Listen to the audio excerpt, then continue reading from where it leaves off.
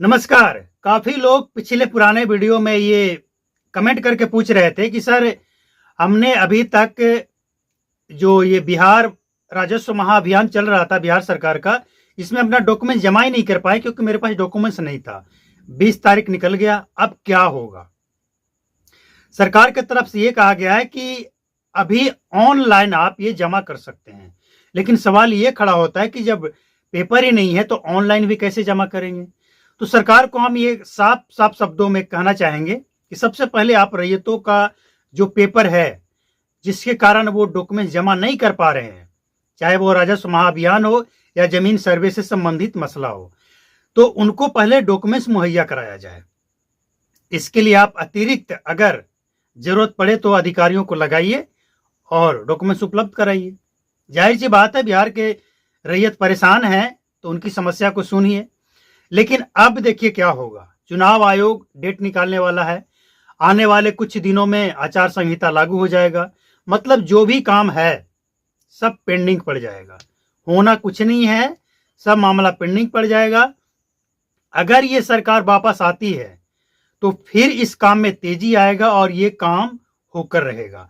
लेकिन अगर किसी कारणवश ये सरकार बदल जाती है तो फिर अगली सरकार का क्या कदम होगा, ये देखने वाली बात होगा। तो अगर अभी तक आपने डॉक्यूमेंट्स जमा नहीं किया है, जमीन सर्वे का काम हो, राजस्व महाअभियान का काम हो, तो आप ये तैयारी रखें कि आपका डॉक्यूमेंट्स आप तक पहुंचे जैसे भी हो। और जैसे ही नई सरकार का गठन होता है तो सरकार का अगला फैसला क्या होगा, ये हम आपको बताएंगे आगे। जैसे ही अगला फैसला आता है आप तैयार रहिए, अलर्ट रहिए। देखिए, एक बात आप समझ लीजिए, जो लोग ये सोच रहे हैं ना कि हम डॉक्यूमेंट्स नहीं जमा करेंगे, जमीन सर्वे नहीं कराएंगे, राजस्व महाअभियान में भी शामिल नहीं होंगे, हम जमीन पे कब्जा किए हैं, हम जोत रहे हैं, खा रहे हैं, तो मेरा जमीन कोई कैसे छीन लेगा? भाई, कोई छीन ऐसे नहीं लेगा। उस जमीन को सरकारी अधिकारी अनुवाद कर देंगे।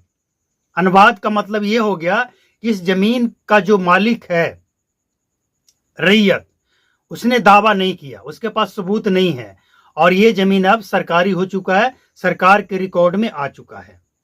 अब जब अनुवाद हो जाएगा और सब कुछ अपडेट हो जाएगा ऑनलाइन, फिर आप भले उस जमीन पे कब्जा करके बैठे रहिए, लेकिन सरकार के डेटा में वो जमीन आपका नहीं है।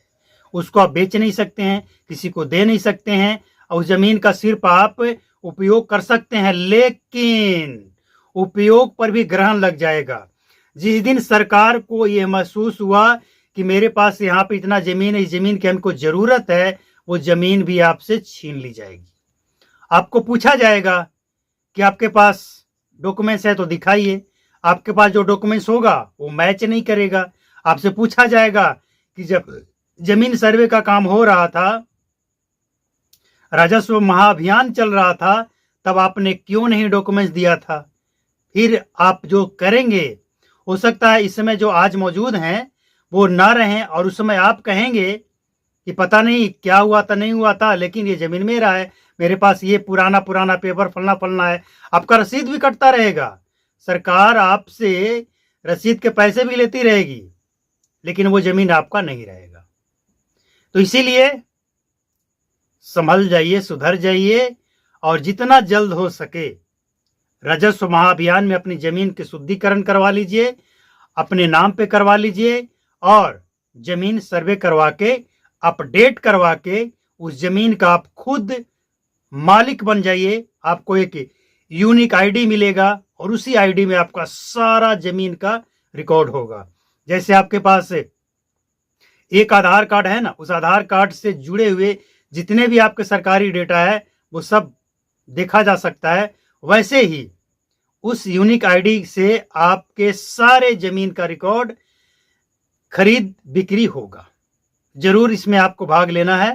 तैयारी रखें, सरकार वापस आएगी, नया नोटिफिकेशन आएगा, हम आपको अपडेट करते रहेंगे। चैनल को सब्सक्राइब करके बेल आइकन को प्रेस करके नोटिफिकेशन कॉल पर सेट कर लें। नमस्कार, जय हिंद। आपके क्षेत्र में क्या समस्या है जरूर बताएं। एक बात और, डेट अभी बढ़ाया नहीं गया है, लेकिन ऑनलाइन आप कर सकते हैं।